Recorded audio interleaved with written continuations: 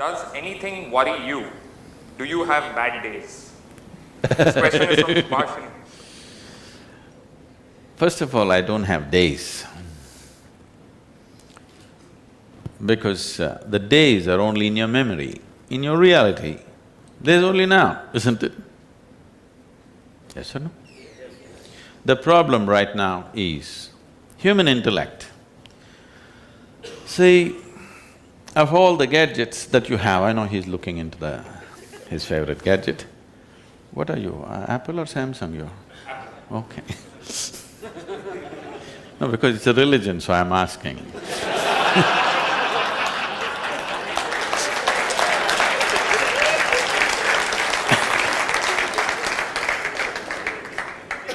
It's almost like asking, are you Hindu, Muslim, Christian, what are you? Are you Apple, Samsung or BlackBerry? We're almost getting there, isn't it? So, human intellect, of all the gadgets that you have, even including the Apple, human mind is the most sophisticated gadget on this planet. Do you agree with me? Every other gadget has come out of this.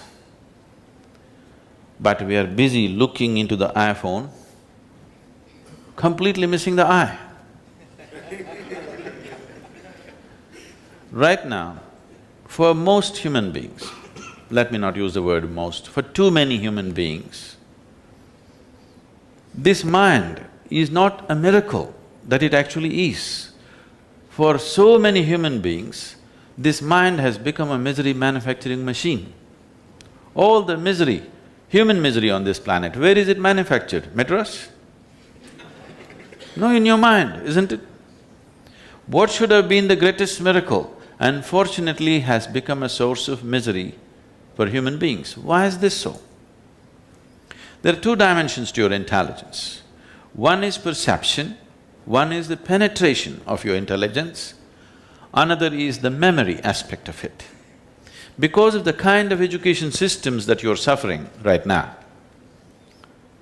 which is 100% memory-based, all you have to do is memorize something, vomit it somewhere. Your idea of being intelligent right now has become purely memory-based.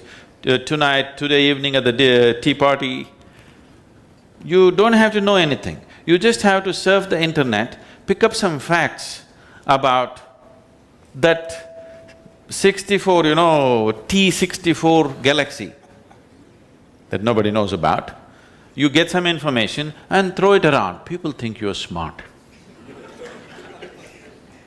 Because our whole idea of intelligence has become memory, unfortunately. Once you're dipping your hand into memory, your intelligence becomes very cyclical.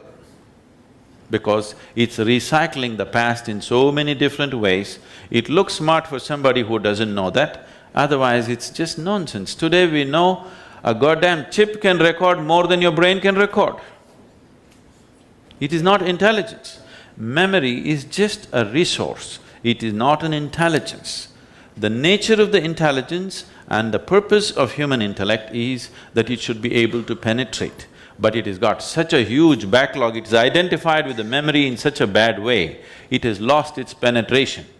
It is like you have a knife. Intellect is like a knife, it can cut through anything. But now you have a knife where the apple is sticking. Now whatever you try to cut, it's not going to cut anything because there's a big apple sticking here. This is what has happened, a huge bank of memory is sticking to it and it's lost its penetration. This is a tremendous loss that's happened to humanity because of the nature of education systems that we have crafted. So the fundamental process of spiritual process is to sharpen this intellect in such a way that if you sit here, your memory does not influence you. Your intelligence is simply here, it sees everything just the way it is. If this doesn't happen to you, your intellect will become the source of your suffering. You will see educated people are definitely suffering more than the uneducated on this planet, isn't it so? They're also causing much more suffering. The planet is suffering mainly because of educated people, not because of uneducated people. Yes or no?